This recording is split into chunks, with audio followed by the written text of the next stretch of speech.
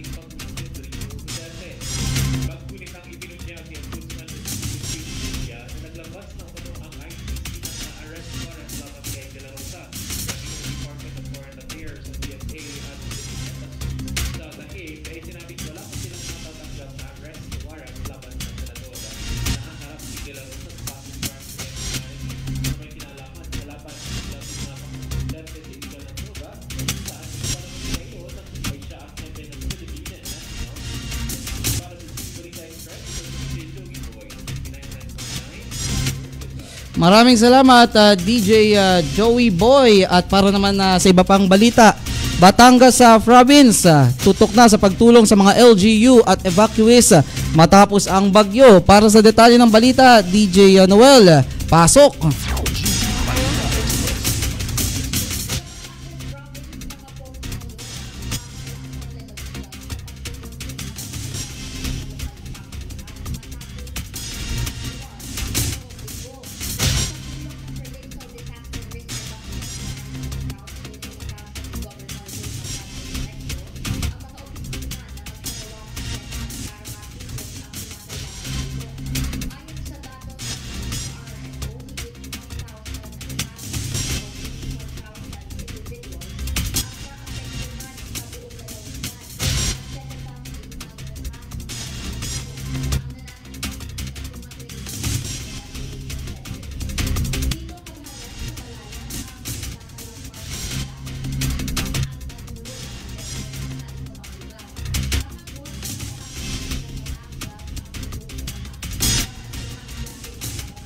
Batangas Port at may 136 rolling cargos at daan-daang pasahero ang na-stranded. Namahagi naman ng hot meals ang Provincial Social Welfare and Development Office sa mga naghihintay. Kaugnay nito, nananatiling nakaantabay ang mga staging areas sa Balayan, Batangas City, Tanawan at Rosario para sa mabilis na pagresponde. Para sa GB Balita Express, ito si DJ Noel sa GB 99.9, Your Good Vibes. Maraming salamat DJ Noel. At para naman sa iba pang balita, pumping station sa Cainta ninakaw sa gitna ng bagyo. Ikinadismaya naman ng lokal ng pamahalaan ng Cainta Rizal ang nai-report na pagnanakaw sa isa sa mga pumping station ng bayan habang abala ang lokal na pamahalaan sa paghahanda laban sa Super Typhoon Uwan. Ayon kay Cainta Mayor Rizal, Mayor Kit Nieto, nangyari ang pagnanakaw noong Sabado sa pumping station ng Park Place, Barangay San Isidro. Habang abala ang mga tauhan sa paghahanda sa paparating na bagyo, sinamantala umano ng mga magnanakaw ang pagkakataon. Base sa ulat, pinutol ng mga suspect ang steel matting, kinuha ang mga copper materials at pinutol ang lahat ng kable na nagdulot ng malaking pinsala sa operasyon ng pasilidad. Dahil dito, inanunsyo ng alkalde na magkakaloob ng 300,000 pisong pabuya para sa mga mula sa sarili niyang pera para sa mga sino mang makakapagturo sa mga may kagagawan. Sa ngayon, isinasaayos na ang nasirang linya at ipinag-utos niya na magkaroon ng 24 oras na seguridad sa lahat ng pumping station sa Cainta upang maiwasan ang pag-uulit ng insidente. At para naman sa iba pang detalye ng balita, Batangas City, 0 casualty matapos ang Super Typhoon Uwan. Para sa detalye ng balita, DJ Joey Boy, ibalita mo. Iko, good vibes balita nga dahil 0 casualty ang naitala sa lungsod ng Batangas sa kabila ng pananalasa ng Super Typhoon Uwan. Ito ay ayon sa isinagawang operational briefing ng Incident Management Team o IMT kahapon Nobyembre 10. Binigyang diin sa naturang pagpupulong na ang maagang pagpapalabas ng direktiba ng pamahalaang lungsod para sa preemptive evacuation at ang maagap na pagtugon ng publiko sa abiso na huwag lumabas kung hindi kailangan upang maiwasan ang anumang casualty. Pinasalamatan ni Mayor Marvy Marino ang mga miyembro ng IMT sa maayos at maagap na pagganap ng kanilang tungkulin, gayon din na ang mga volunteers na tumulong sa mga operasyon sa kasagsagan ng bagyo. Nagulat din ang mga miyembro ng IMT hinggil sa mga hakbang ng kanilang isinagawa at sa mga datos na natanggap kaugnay ng pinsalang dulot ng Super Typhoon Uwan. Ganap na alas 2:30 ng hapon ang opisyal na i-demobilize ang IMD habang ang mga operasyon ay pagpapatuloy ng Emergency Operations Center sa pamamagitan ng Interagency Coordination. Para sa GV Balita Express, ito si DJ Joey Boy sa GV 99.9, your good vibes. Maraming salamat DJ Joey Boy.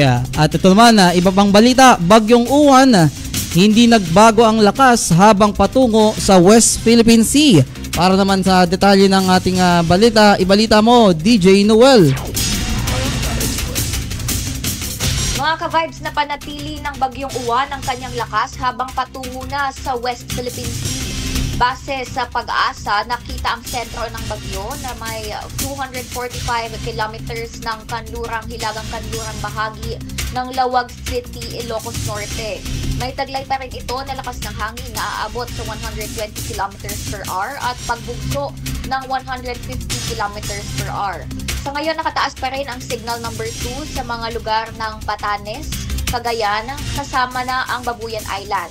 Signal number 2 din sa Santo Tomas, Santa Maria, Quezon, Rojas, Delfin Albano, San Pablo, Cabagan, San Manuel, Malig sa Isabela, Apayao, Abra, Kalinga, Mountain Province, Ifugao, Mancayan, Kapangan, Atok, Kabayan, Tibungan, La Trinidad, Sablan, Bacus, Bugias, Tublay sa Benguet. Kasama din sa signal number 2 ang Ilocos Norte, Ilocos Sur, Luna, Caba, Santol, Bawang, City of San Fernando, San Juan, Bagulin, Aringay, Bangar, San Gabriel, Burgos, Nagilian, Bacnotan, Sudipen, Balawan sa La Union at sa mga bayan ng Bulinaw, Anda, Bani, Agno sa lalawigan ng Pangasinan.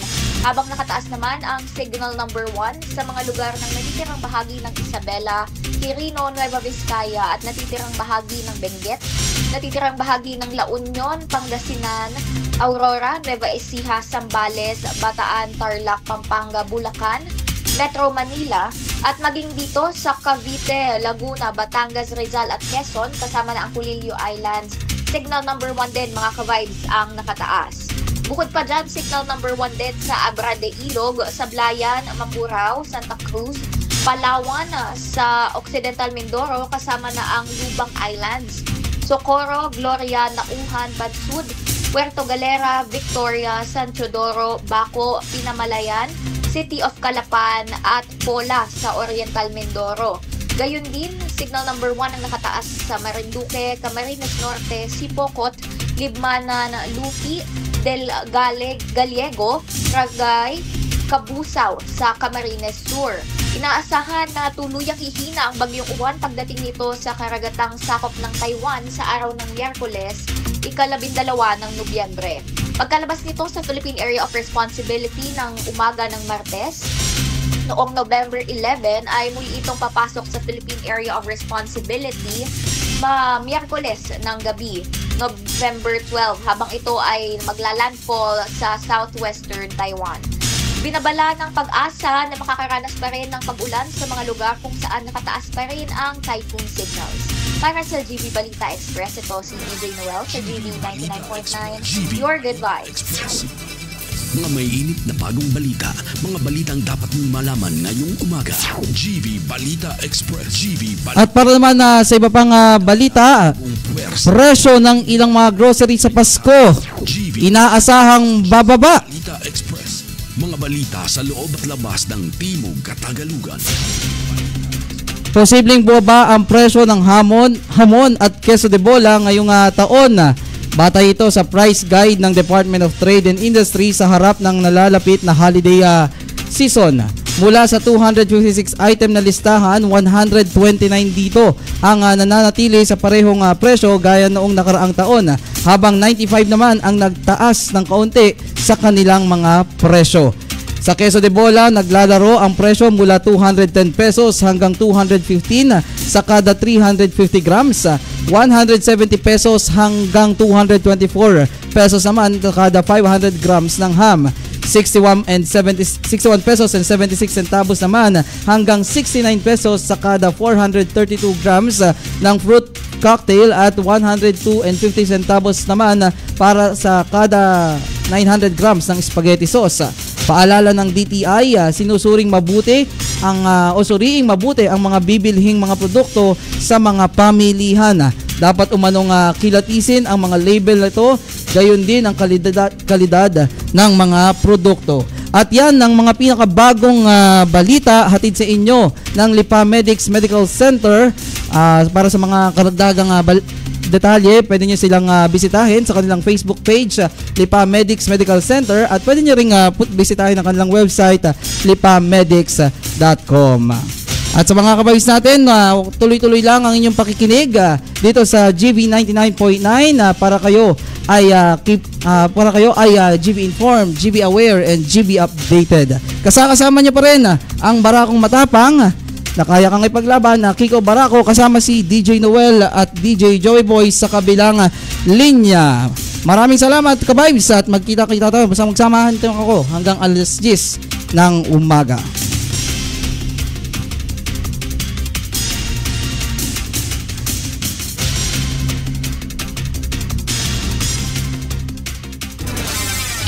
Balita Express. GV Balita Express. Mga may init na bagong balita.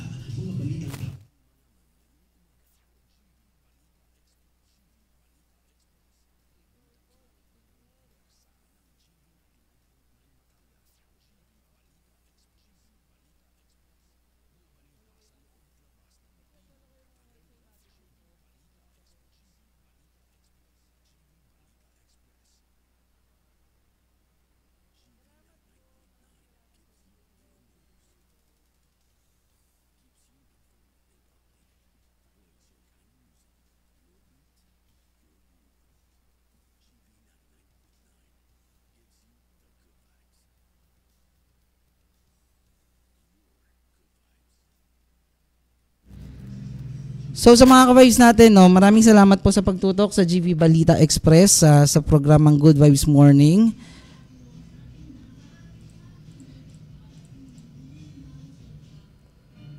At samahan niyo po ako hanggang alas 10 para sa programang Good Vibes Morning.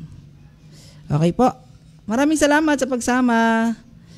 Hanggang alas 10 po tayo magkakasama-sama mga ka-vibes. Bye!